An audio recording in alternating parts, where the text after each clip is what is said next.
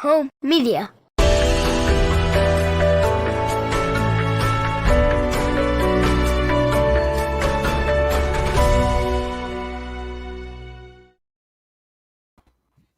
Hello, everybody, and welcome to episode 46 of the Kansas Missing and Unsolved podcast. I'm your host, Ricky Chabruggy. Joining me again, Derek Relaford. How things going down there in Arizona, Derek?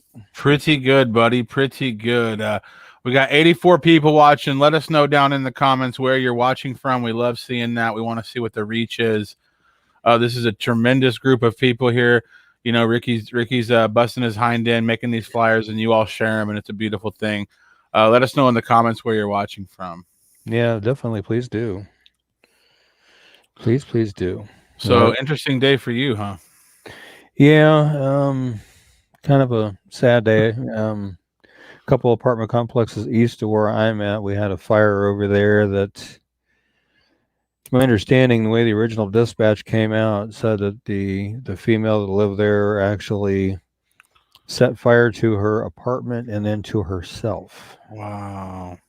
And last I heard, she was had burns on 20 to 30% of her body, and they list her in critical right now. So we'll see how that goes. Solana's had a rough couple of weeks, man. I'm telling you.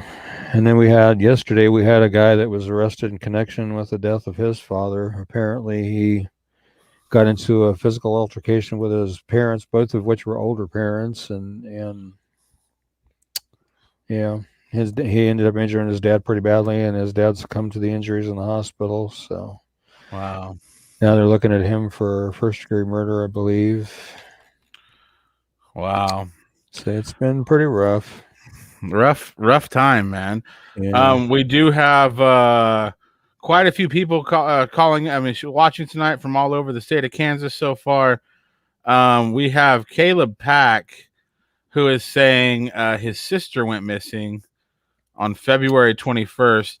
Caleb, can you give us a little bit more information than that? Go ahead and just put it in the comments, or if you want a direct message, Kansas Missing and Unsolved, on Facebook.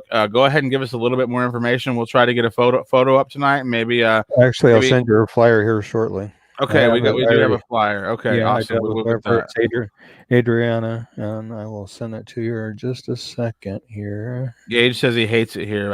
In your town you're in, or in this show? I'm sorry you hate it anywhere, buddy. I'm really pulling for you. Pratt, Kansas. Good evening, Diana. How are you doing, Diana? Yes. Hello, everybody.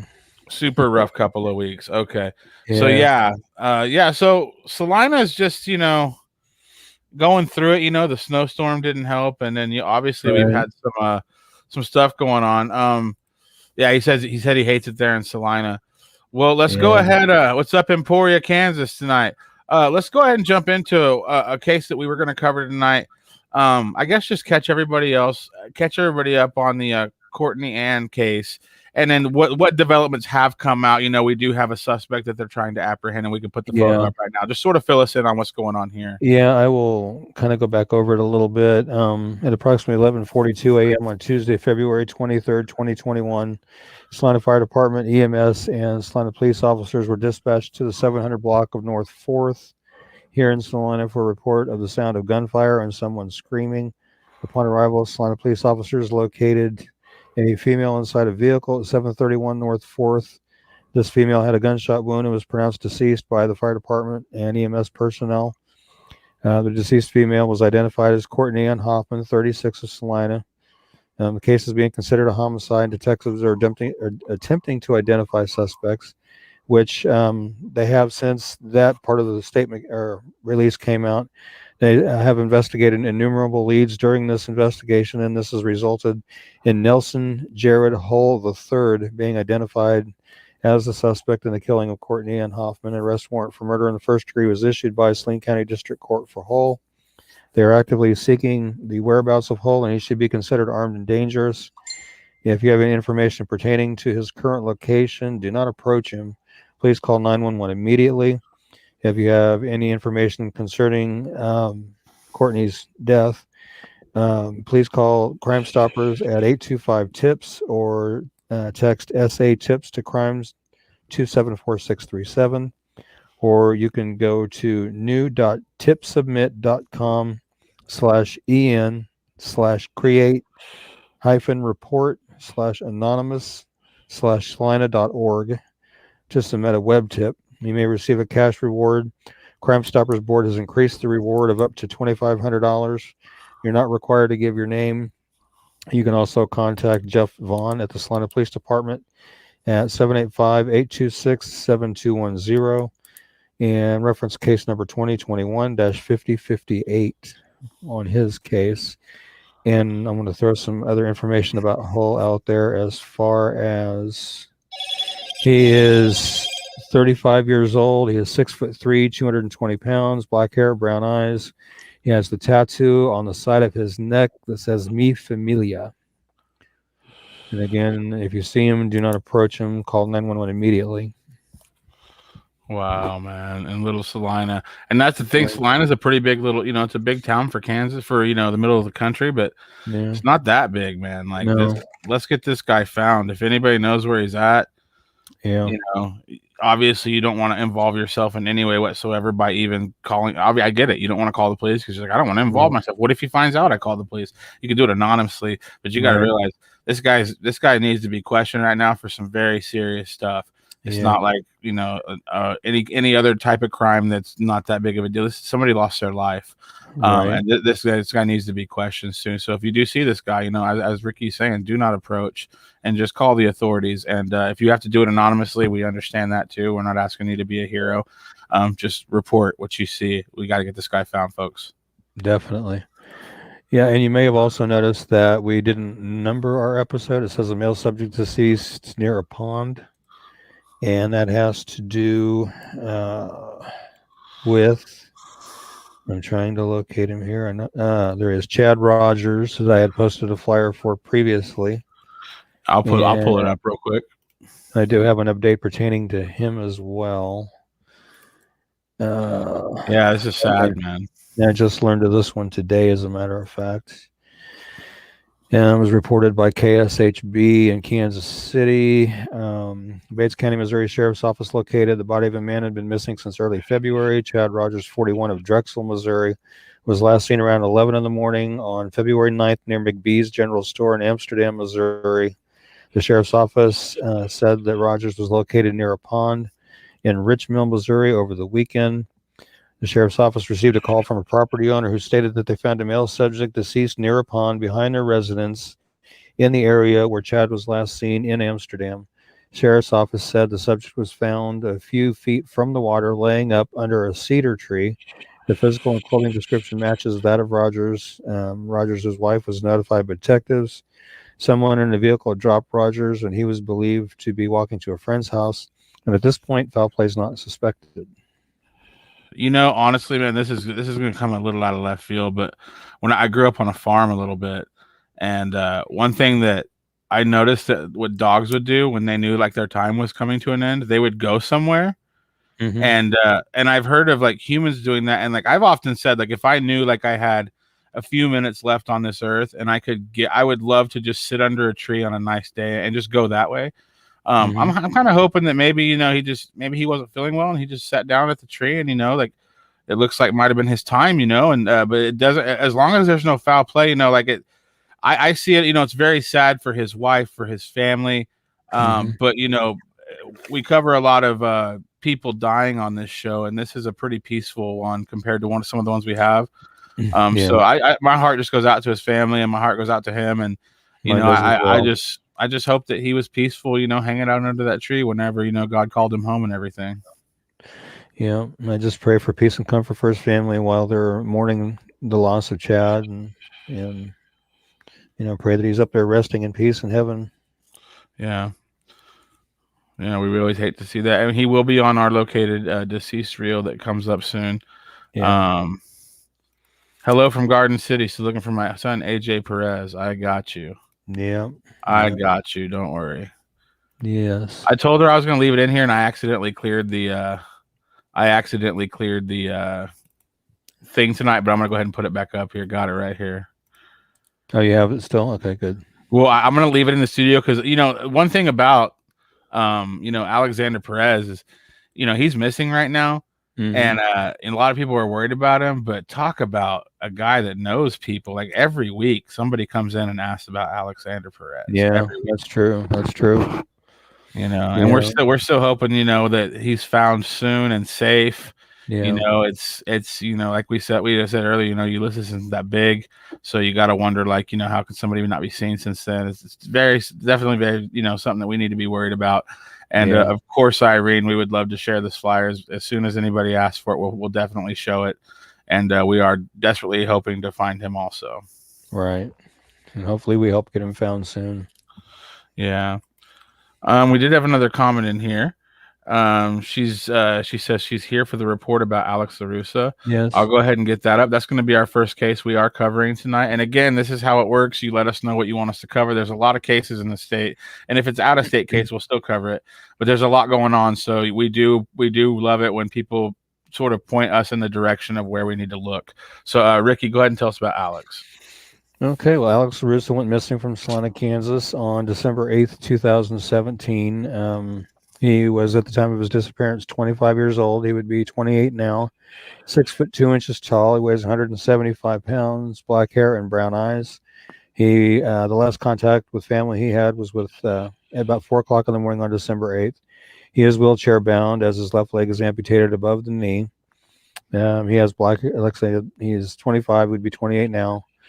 6'2", 175, black hair, brown eyes. He has a tattoo on the left side of his neck that says pain, that you can kind of make out there on the picture on the left with the ball cap on. You can kind of see a little bit of it right there. We do know that his vehicle was found abandoned kind of northeast of Salina a little bit. Had his wheelchair and other belongings inside of it. So, I mean, I'm asking if anybody has any information regarding Alex's disappearance, or you know of his whereabouts.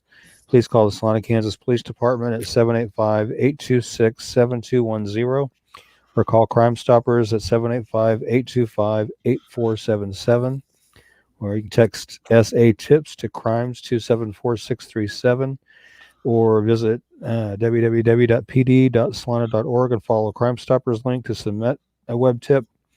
You may receive a cash reward up to $1,000, and you're not required to give your name, or you can call the KBI at 785-296-4017. And his is another one we do go back to frequently and cover, and try to hopefully generate some information and stuff like that to try to help get him located and brought back home. Yeah, man, I hate this case. Whenever you find their vehicle and stuff, it's just like, what's going on here? Yeah. And what's the deal with Solana tonight, man? I knew we were going to cover Alex tonight, but I didn't remember that being a Solana case. Yeah. What's Solana tonight, man? Obviously, I don't know, but hopefully we can get some information and tips generated for Alex, because we really need to get him help to be, brought home where he needs to be. Right. And what's that KBI number one more time? And it's 785-296-4017. Okay, one moment. Yeah. You want to get to some of those comments over there? Yeah, let me see where I need to go back up to here. And Stephanie Sandgren, bless you all. Meridian, Kansas here. Hello, Meridian. Hello, Stephanie. Thank you for joining us tonight. And Irene says thank you for covering out her son, Alex. And how's it going, James? How you doing tonight? Miguel, let's say Miguel Martinez, praying for Irene Perez and that AJ is found soon. Yes, we do as well. Mm-hmm. Noreen Cook, thanks for help for the Jeremy Cook. They're still working on his case. That's good to hear. I'm glad they're still working on his case. Yeah, Solana's been crazy. 2 murders in a week. Yeah, Courtney Hoffman, and then the one where the guy beat up his dad, and his dad's come from his injuries. Yes. And here's Denise Johnson. Hi, everyone from Ocala, Florida. Her cousin is Megan Fogelsong. Family does need answers. Yes, it's been way too long. And we touched on this last week. Ashley Duff, that does the Missing in Kansas, Megan's Voice, is going to join us on an upcoming show and kind of brief us on where things are at with her case. We need to get that set up. And isn't there some kind of link between his case and the others? There is a lady that has been doing some deep diving, and she has noticed that several cases, Alex being one of them, Megan being one of them, Alex LaRusso, let me clarify that, Charles McHenry, and a couple others, she has linked them together as far as having the same friends on their Facebooks. I don't know if that goes anywhere. I don't know if that goes anywhere to saying the murders themselves or their disappearances. I shouldn't say murders because we don't know. Yeah, right. Yeah, we don't know. But their disappearances are linked in any way. But I mean, that's just the research that she's been doing, that she's linked them together as far as having the same common friends on their Facebook accounts. Right. Which is interesting. That is interesting. What's the number to Crime Stoppers, real quick? You go back to this for sure, but I just want to. For Solana Crime Stoppers? Do you have just a broad Kansas Crime Stoppers number? I'll have to. I can look it up. Go ahead and keep talking about what you're talking about. I can look it up real quick. So hopefully, I don't know. It'd be interesting to see if she can come up with more than just friends on Facebook link. It is definitely interesting. I've seen she sent me screenshots of what she's pulled up and things, and it's interesting. Definitely bring Megan home. We should probably have her on at some point. What about the boy from Neodesha, Kansas? Do you have a name, Samantha, on him? I don't remember. Yeah, Colleen's asking Thomas, do you know Alex? James, I think she's referring to you. Yeah, it is. It's interesting, Chelsea. Like I said, I don't know if she'll come up with more of a link than just Facebook friends or not, but it is a very interesting place to start, at least. Yeah, I think that's definitely. Has she been in contact with the police about her theories and everything? I think she was going to be working on doing something like that. I'm not 100% sure. Yeah, Caleb, he says some of your family thinks that she might be in Georgia with an aunt and uncle. Well, hopefully we can generate some information to see if maybe we can help get her found. Right. All right. Well, let's. We have a lot of comments coming in tonight. Sure. She said it is for sure. Oh, Dalen. Okay. I haven't heard anything on Dalen. I will have to do some checking on him and see. That's interesting. Says he's 17. Yeah, he's 17. Everybody, keep these comments coming in. We're going to go to the next case, but keep these comments coming in. We're going to look into this stuff for sure. Tell us about Brian Trester. Okay. Brian Trester, this is one that I just did the other night, and I labeled it as an unexplained death, and reason being is on August 11, 2011, Lyon County deputies recovered what appeared to be human skeletal remains from a creek bed. The remains had become exposed by the prolonged drought east of Olpe in rural Lyon County. Remains were sent to Lyon County Coroner for examination and identification. After examination by a forensic dentist, the remains were identified as those of Brian L. Trester. They could not, however, determine a cause of death. Brian was reported missing on October 23rd, 2009, after the truck he'd been driving was found stuck in the mud 2.5 miles upstream from where his remains were located. It was reported that Brian was on his way to work at the time of his disappearance. The investigation into Brian's death is continuing. I do know in talking to a couple people regarding his case that I know some of his family members feel there might be foul play involved, but they haven't been able to determine anything from his remains, whether that's the case or not, so they don't know. But like I said, the investigation into Brian's death is continuing, and anyone with information is encouraged to please call the Lyon County, Kansas Sheriff's Office at 620-342-5545. And see if you can help them maybe find some answers to Brian's death and what may have happened to him out there. I know his family's really hurting for answers. They're really tore up about it, and they want to know what happened to him. Yeah, and I got the numbers at the bottom of the screen. If you want to call KBI, be yourself and call the KBI and let them know what you know. You can do that, or we have the Crime Stoppers anonymous tip. Now, this is the Metro City Crime Stoppers, but the website, they will link you to where you need to be. But those are the numbers we have right now. If you know anything, definitely, call. Yeah. And Caleb says they don't know for sure that she might be in Georgia, but like I said, hopefully we can generate some information and narrow it down to where she might be. And Dalen, I will have to do some digging on to find out. Yep, he's a runaway 17-year-old foster kid. Yeah, I have a flyer up for him. I just need to dig into it and see if he's been located or not. Let's see. Yep. Thanks for covering this case. I'm from around Lyon County. Didn't know Brian, but this case has always been bothersome to me. You're very welcome. And like I said, if we can help generate some information, maybe somebody may know something. And it's not just you, Alicia. Anybody that's in that town that knows anything is, and not saying you know anything. I'm just saying, like, if you're in that area, you've probably heard things like that. It's an unsolved homicide. I'm from a town where there's a bunch of them. You always have an uneasy feeling because if it's not a huge area, and somebody was killed and nobody was arrested, so that leads you to believe that there's a really high potential chance that there's a killer in your town. That's scary. It's hard to deal with. Yeah. Anita Swords is asking, has Colton Barrera ever been located? Not as of yet. Not as of yet. This is another one I'd like to dive into on a future show too, and talk about some more and try to get some more information going. Is that related to any of those? I think that was one of the ones that she may have said he had several friends that the other ones had too, I believe. I think he was part of that. The watch they posted, I bought one like that, 80s from.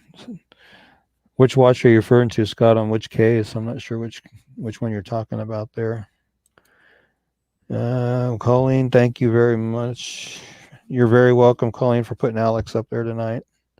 Hopefully we can help, get some information generated that will help the investigators. That's my hope and prayer for all these cases, to help generate information to get some answers. We went ahead and put Colton on the screen tonight for you. Okay. Yeah. That's sad, man. It is. Young guy. It is very sad.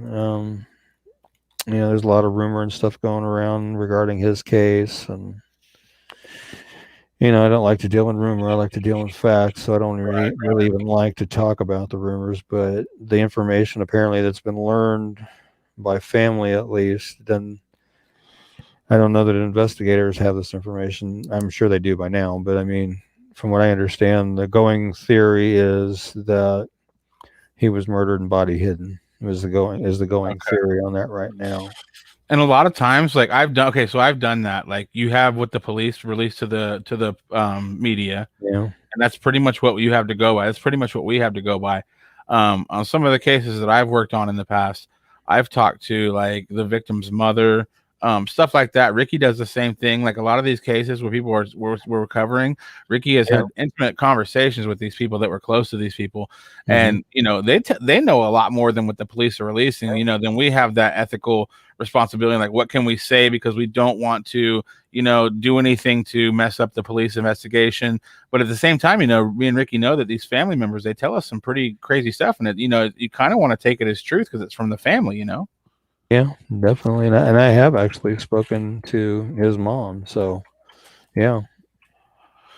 And again, we won't say a bunch of stuff on the air that's only, it hasn't been confirmed, but you gotta let the police do what they do. But, it's just one of those things, like we come here every week and we show you these people's faces and we tell you what the police released about it, but it's so much deeper than that. And that's where the public becomes an involvement. We need your help. We need you to help us solve the pieces. Yeah, if you'd like, I can cover his flyer real quick if you'd like. Yeah, go ahead. We got him up. Okay. Coach Colton's missing from Russell, Kansas. He was missing since September 26, 2008. He was 17 when he went missing. He would be 30 now. He's 5'9", 135 pounds, brown hair and brown eyes. A friend dropped him off at an outdoor skate park, and he was supposed to call the friend back when he wanted to be picked up, but he never did call his friend. Authorities believe that he just left on his own accord, but Colton's family doesn't believe this is the case. Of course, like we touched on, they believe that he was killed and his body hidden. He did leave behind his wallet and identification. A few details are available in his case, and his case does remain unsolved. So if you have any information regarding Colton's disappearance, no matter how small you think that piece of information may be, it could definitely be huge for the investigators. So please call the Russell County, Kansas Sheriff's Office at 785-483-2151, or definitely call the KBI at 785-296-4017. And like I say, no matter how small you might think that piece of information is, call it in, because it may just be what investigators need to turn them in a different direction that they haven't gone yet. Listen, y'all, I mean, something happened to Colton. Yeah. And that goes for all of these cases. Yeah. They may need just that little piece of information to turn them in a different direction they haven't gone yet. Thank you, Dennis. So yeah, definitely. But anyway, you were saying? Oh, Dennis was just saying thanks for doing what we do. We appreciate it. We appreciate those comments a lot. You're welcome, Dennis. Now, this next case we may have covered last week. We're not really sure. We had the 18 cases last show, which is only like 5 days ago. So let's cover Cherish Mason maybe for the second time, but she's still missing, so we're going to cover her no matter what. Tell us about Cherish Mason. Okay. She is missing from Wichita, Kansas since February 23rd, 2021.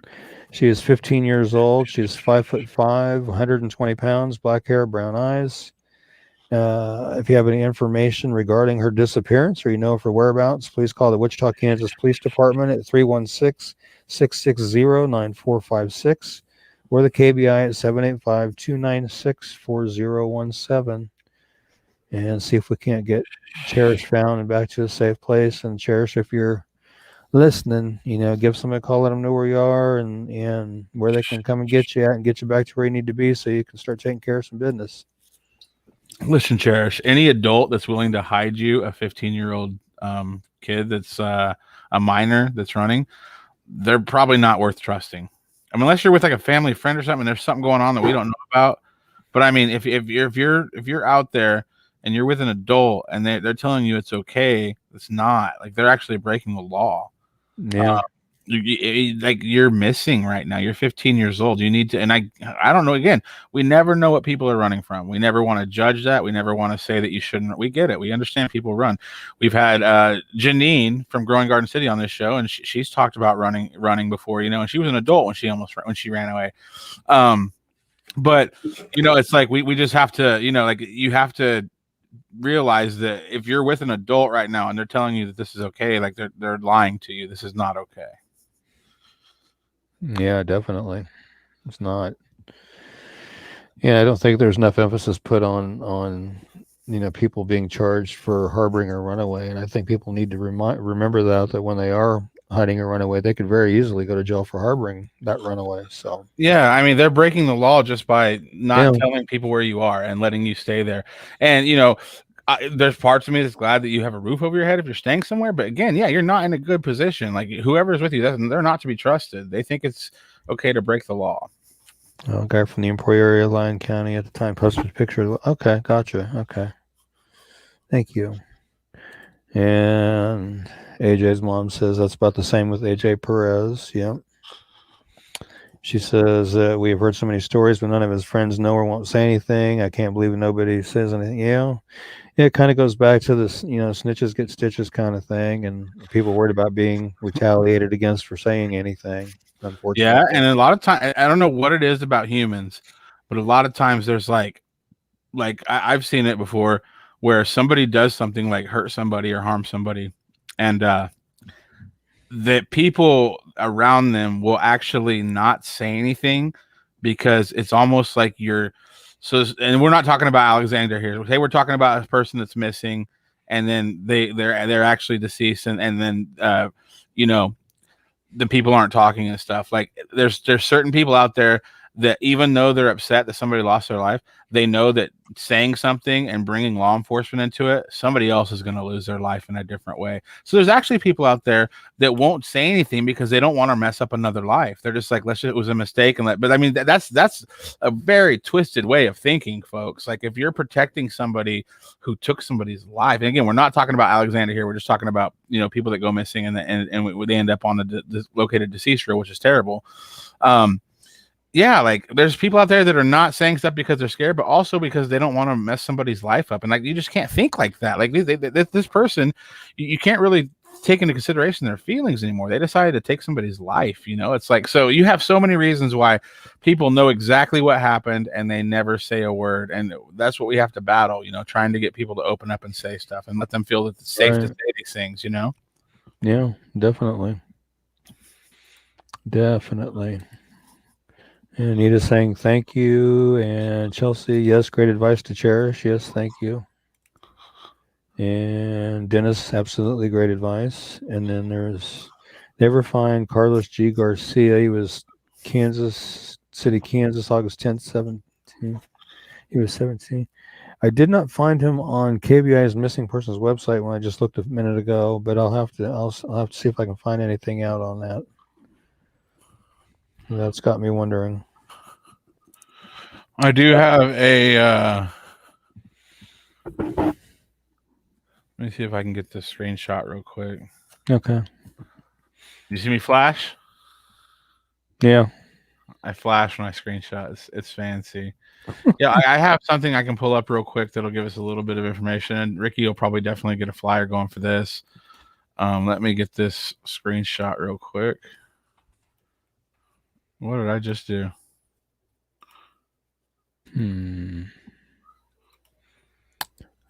Carlos Gabriel Garcia. Yeah, I'm getting a. What is going on, dude? I don't know that I have ever done a flyer for him. Sure, look into it and see if he's still. Like I said, I didn't find him on KBI's website, but I can reach out and see if I can find something out.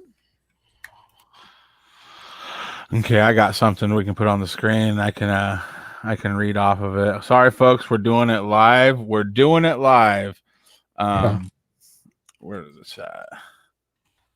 Screenshots. There we go. Okay. I got a picture for us now. And it says, let me see. Kansas City Police Department is asking for the locals public assistant and looking for locating missing 17-year-old Carlos Gabriel Garcia out of the Kansas City, Kansas area. Carlos was last seen on August 10th, 2017. He went missing from his family home. It is not yet known what he was wearing or his mode of transportation at the time of his disappearance. Please know it is illegal to harbor a runaway and is punishable by law. For more information on these states of Kansas, please click here. Yeah, so male, hair brown, eyes brown, height 5 feet 6 inches, weight 150 pounds. I don't see any updates on here, so I mean, I'm guessing he's still missing. Must be. I'm looking at the same thing you're looking at, apparently, because you just read it word for word what I'm looking at. So yeah, we're not sure on that one. We'll definitely do some digging this week. Yeah. And take a look at that for sure. Yeah, we hadn't heard about that one. Did he say Dodge City though? I thought he said Dodge City. Oh, Kansas City. City. Yeah. Okay. Well, thanks for pointing that out to us. Yeah. We will definitely dig deeper into that for next week's show, for sure. Yeah. I saved all the pictures off of that page too. So. Let's talk about. We don't know. Okay, and a lot of times we get this. We have people with unique names, and we're always worried about what it's going to be. I think it's Levice, but go ahead, Ricky, with your interpretation of the spelling of her name, and let us know about her case. Well, I like your Levice, but it could be Levi's or Levis. We're not really sure on that one. Marisol Urbina. I'm hoping I'm saying this right. Cartagena. She went missing from Independence, Missouri on February 28th, 2021. She was last seen on February 28th at around 10 o'clock in the evening at her residence in the 11,600 block of East 24th Street South in Independence, Missouri. She is believed to be with 26-year-old Jose Miguel Martinez Hernandez, who's a citizen of Honduras.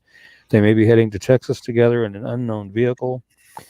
She is 16 years old. She is 5'2" and weighs 100 pounds. She has brown hair and brown eyes. If you have any information regarding Levis's disappearance or you know of her whereabouts, please call 911 immediately or call the Independence, Missouri Police Department at 816-836-3600 or call your local law enforcement agency. and let's see if we can't get her found and back home where she needs to be. This is another one of those deals where what does a 26-year-old want with a 16-year-old? I can't even wrap my head around it, not even a little bit. Right.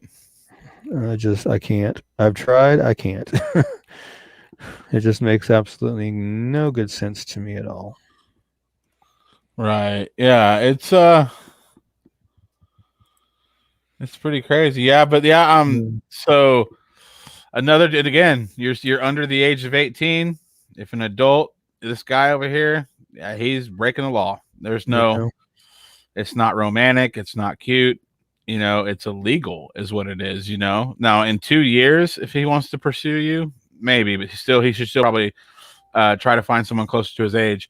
But right now, there's nothing romantic. There's nothing, this isn't like a love song. This is illegal is what's going on. And he is far too old to be having you away from your, loved ones where you're not contacting them and they don't know if you're okay. So if you are seeing this, then seriously take a look around at what's going on. You're not in a good spot.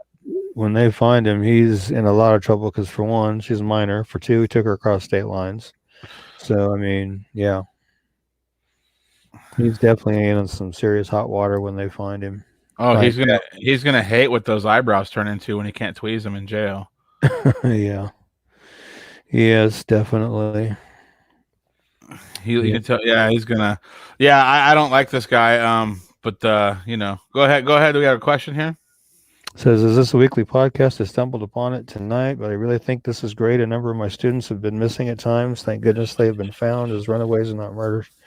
Yeah, we do it weekly. And I see Mary Calisti, she's commented that we alternate between Tuesday and Thursday each week, and that because it coincides with my days off during the week.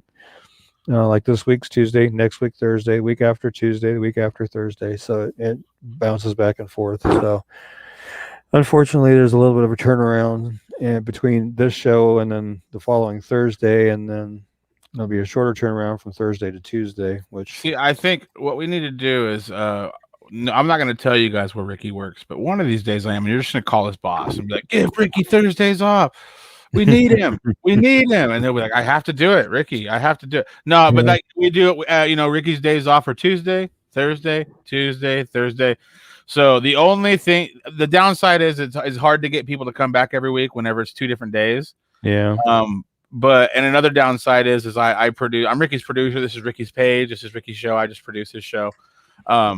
I produce a lot of other shows. So tonight I was settling down, Ricky. I had put a murder show on YouTube. I've been watching this show called Real Crime. It's like an old 80s crime show it's on YouTube, and I've been watching that. And then you text me like, "You ready for the show?" I thought it was Thursday this week. I'm always on the wrong day. So yeah, that's the only thing about it, that it's a little different. Yeah, but as she says, you can turn on notifications and it will let you know. Yeah, so that's another one. You just turn on notifications and it will let you know when we're live. And we do appreciate everybody watching and sharing. That's awesome. The more people this show goes out to, the better. That's awesome. Yeah, definitely. Yes, pass the word around and try to latch on to as many people as you can to watch and share it and keep it going and going and going. Because the more people that see it, the better chances of getting these missing people found, and better chances of getting information generated on some of these unsolved homicides that we cover. And we just want to make sure we're doing our part to help. All right. We got a couple more cases for you tonight.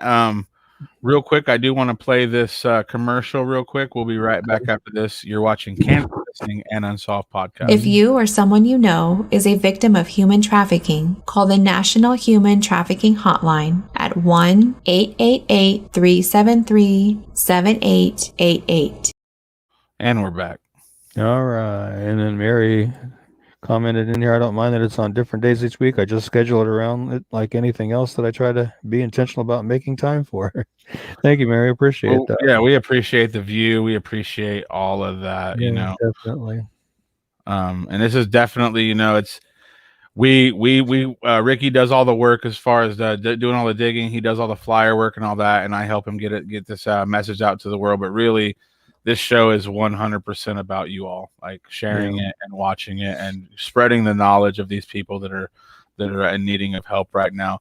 Go ahead and tell us about Skylar. Skylar Manny. She's a new one that just added to the page within the last day or two. She's missing from Wichita, Kansas. She went missing on February 19th, 2021. She is 15 years old. She is 5'6" to 5'7" tall. She weighs between 120 to 155 pounds. She has black hair and brown eyes. Her hair, she usually wears it in a bun on top of her head. She has scars on both of her arms and her chin from dog bites.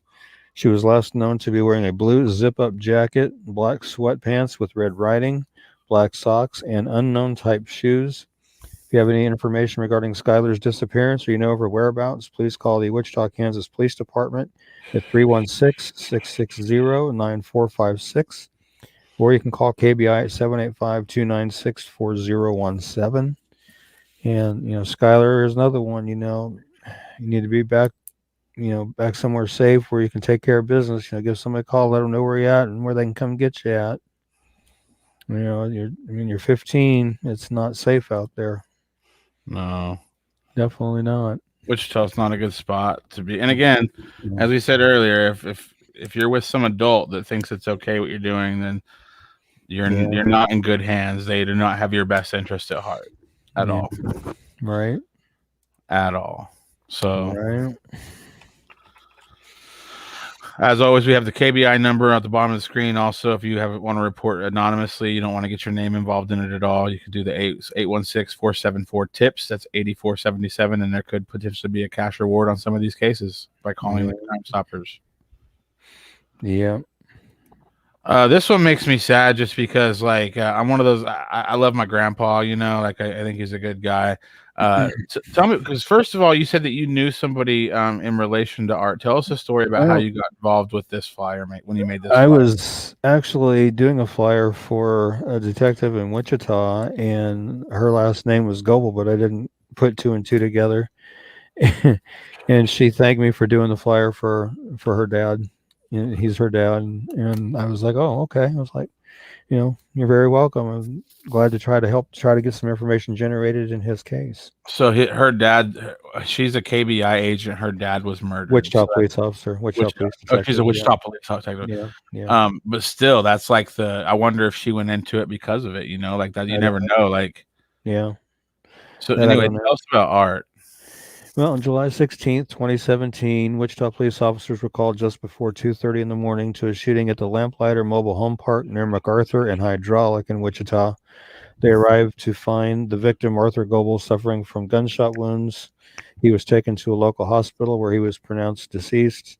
Police say a stranger wearing a mask broke into the front door of the Goebel's home. Goebel confronted the intruder, and that's when the man shot and killed him and then ran off. Police have nothing to go on but a very vague description. If anybody has any information regarding Art's death, please call Crime Stoppers at 316-267-2111. There is a reward of $10,000 available for information leading to the arrest and conviction of the person or persons responsible for his death. You know what he did for a living? That I don't know, but I can tell by the hat he's wearing on the picture. He was a Vietnam veteran. He served his country. It almost sounds like a hit, like somebody just went there and killed him and left. Like they didn't rob. They said they broke into the front door, so I don't know if maybe they thought maybe nobody was home and he surprised them. Maybe I don't know. Yeah, I'm wondering, man, because yeah. But that's really sad, man. He's just living his life, and then next thing you know, he has to deal with this, and his family's, left wondering what happened. And yeah, I'm wondering, was he alive when paramedic? Where do you think the vague description came from? I don't know. I'm not sure if it was a neighbor type witness thing or what. Somebody just happened to see him, see the person, running, or I don't know. Please say a stranger wearing a mask. So I'm guessing they must have got it from somebody that saw him fleeing the scene. Maybe, I don't know. Well, that's really sad. If anybody knows anything, the number's at the bottom of the screen. Yeah. Definitely get something going on this. That's terrible. It's been a couple years now. It's time to get some kind of resolution on this. Oh, definitely. Definitely. We have another unsolved homicide for you. We have Mildred Hawk. So tell us about Mildred.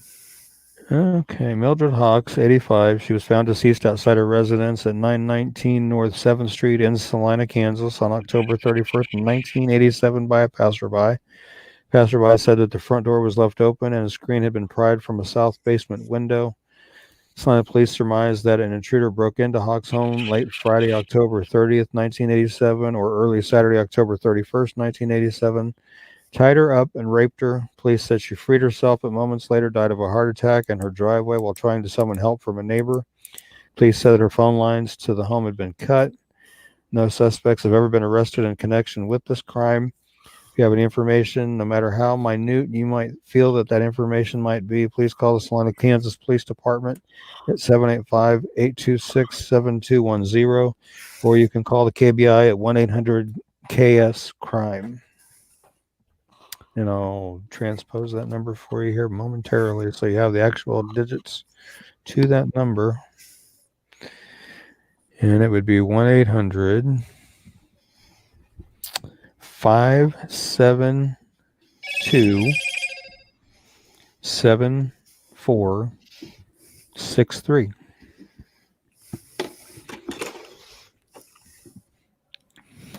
And police, just like, again, no matter how minute you might feel that little piece of information might be, and might just be that huge piece that's going to turn investigators into a different direction that they haven't gone before.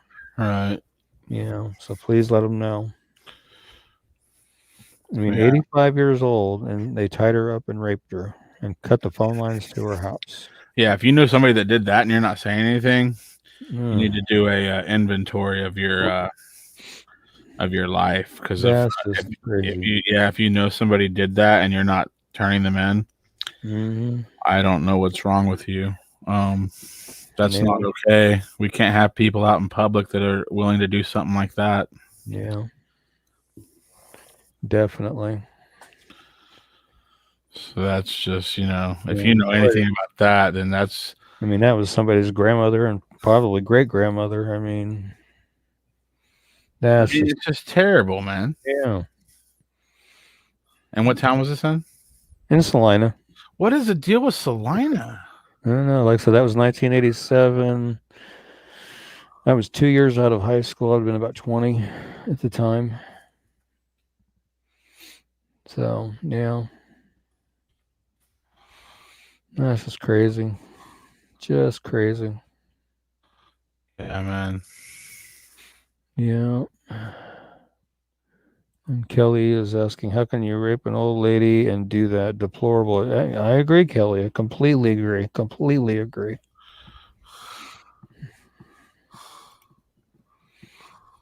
Completely agree.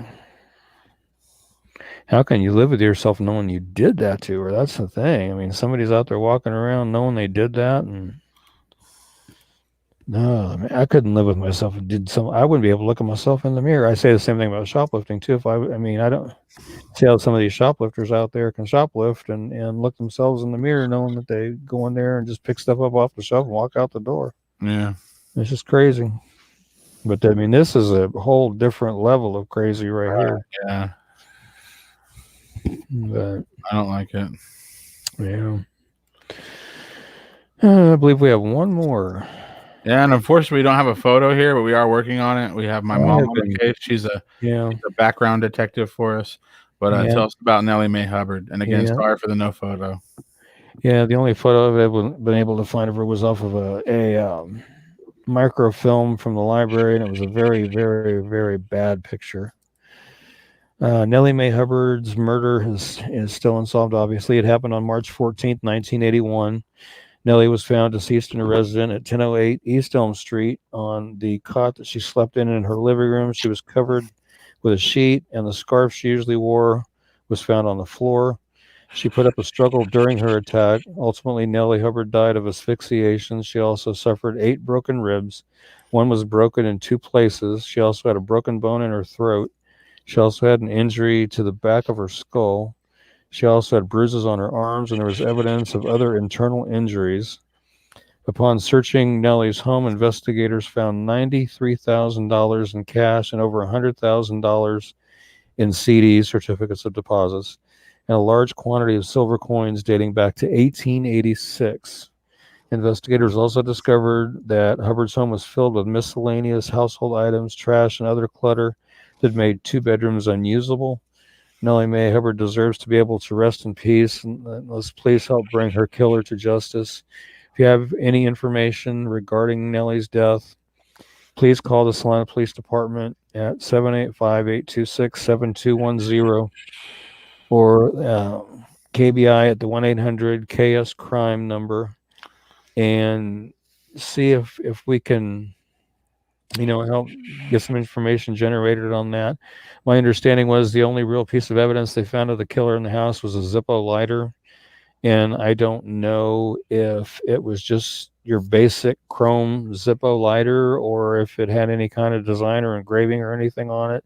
That information has never been released, aside from the fact it was a Zippo. But other than that, and again, that 1-800-KS-CRIME KBI number would be the 1-800-572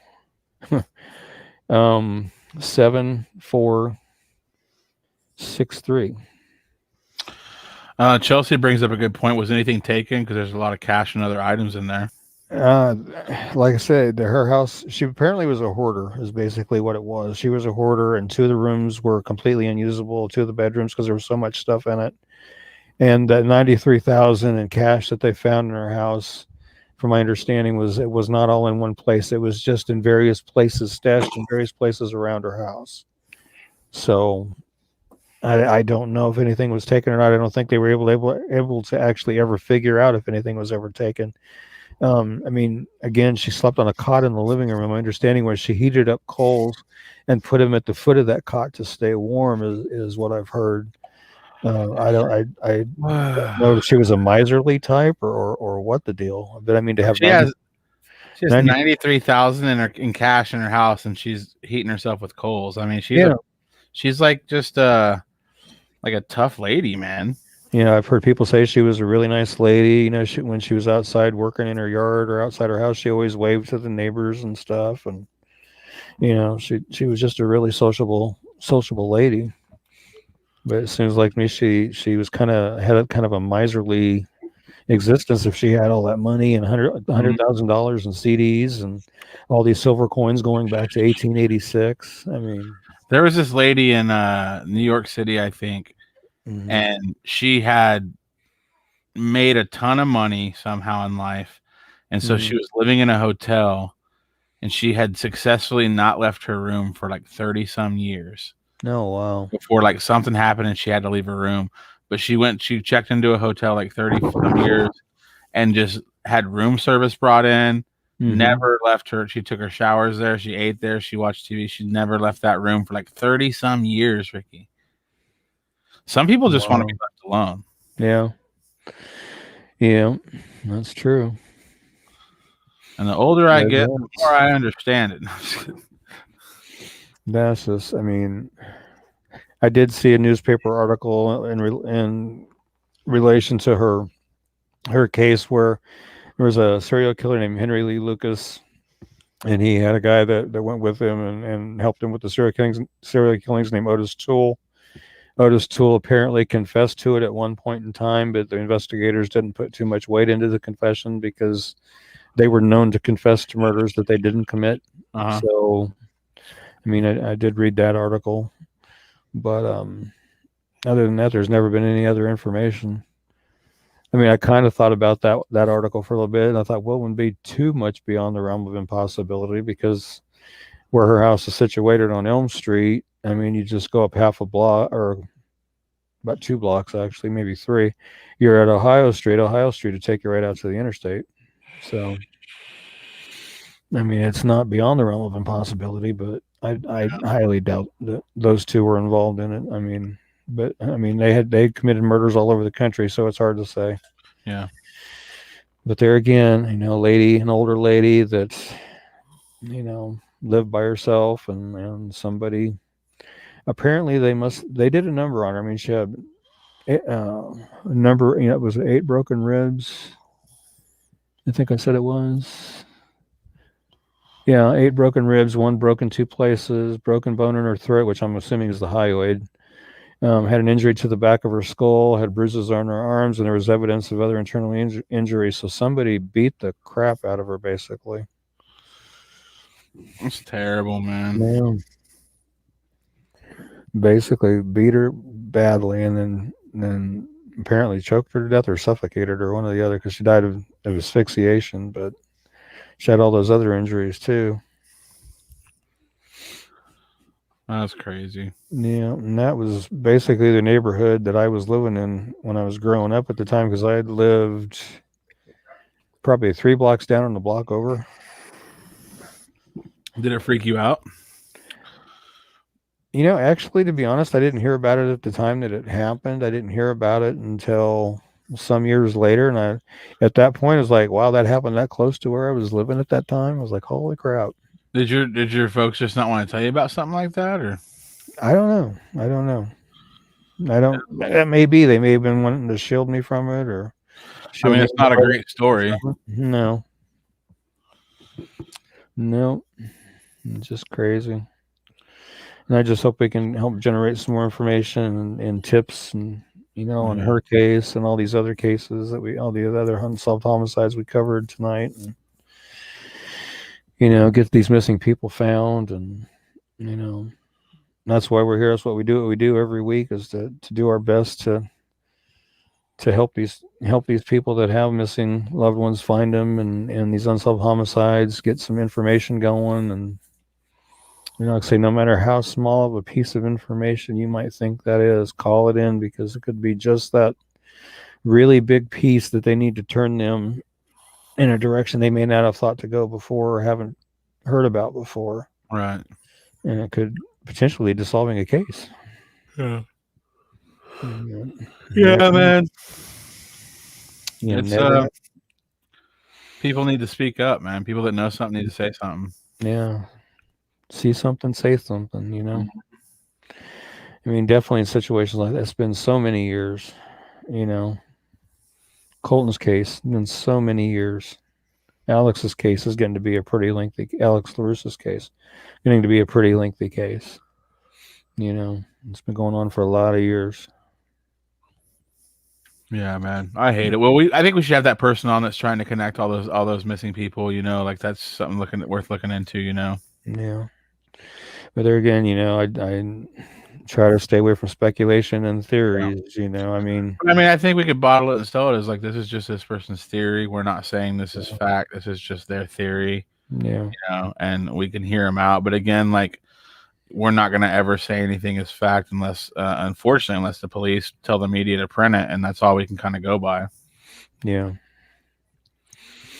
Yep, that's all we can go by. But and unfortunately, we don't have a located safe reel tonight, because I only updated 3 to located safe over the last. Mm-hmm. We'll add them to next week's located safe reel. We should have a bunch more. We usually have a pretty good turnaround of people getting found pretty soon. Not only because of this show, but obviously with the help of everybody that shares flyers and people in their personal lives that help locate them. I have been told by a number of families over the last almost 9 years that the flyers have been directly responsible for recovering their missing loved ones. So they do work. So. Yeah. And hopefully this show is an extension of that, and will help, make things work a lot better. Mm-hmm. So please keep sharing it and letting everybody know about us. Let them know we're here and what we do, and the nights they can find us. And share the flyers off the page. Share the page. And I believe we're simulcasting on our Twitter and on our YouTube. So we're everywhere. And any other place that you watch your podcast or listen to your podcast, you can probably find us there too, because we're on a lot of them. You see all those logos at the bottom of the screen, and that's where we are. Yep. A bunch of them. Yep. Well, we've been rolling for about an hour. I want to thank everybody that's been with us tonight through this hour. And, again, if you guys have any other cases you want us to cover, for the next show or any other upcoming shows, message me here at Kansas Missing and Unsolved, and I'll be sure to include them on an upcoming show so we can cover them. And I don't mind doing a repeater once in a while, like Alex AJ Perez. We've done his for like 5 weeks now. Yeah, we've mentioned him on every show for about the last 5 weeks. And anything we can do to help get him found and brought home, we'll do. Like with all these other ones. But everybody stay safe out there. Be careful. God bless you all for hanging with us. Renee is saying thank you. You're very welcome. Until we see you guys again next week, you guys take care. Stay safe. God bless. Have a good night. And thank you all for being here. Talk to you next week. Well, I don't think it, I thought it, that's different. I said what I said and I meant it, or lamented. Words given weight without thought, and a person the way that I talk and the way that I ought to be able to pause and to say that the fault can be placed on my arm, to this playful assault, to disgrace in this arm. Pray for the day they could wait for the calm. You can't control the storm, only weather it, whether it's 5 weeks and 5 days of rain sideways, or scorched earth, search for death, or water left with all the thorns, with the petals gone, settle on the breath of autumn. If the ground fits, wear it, the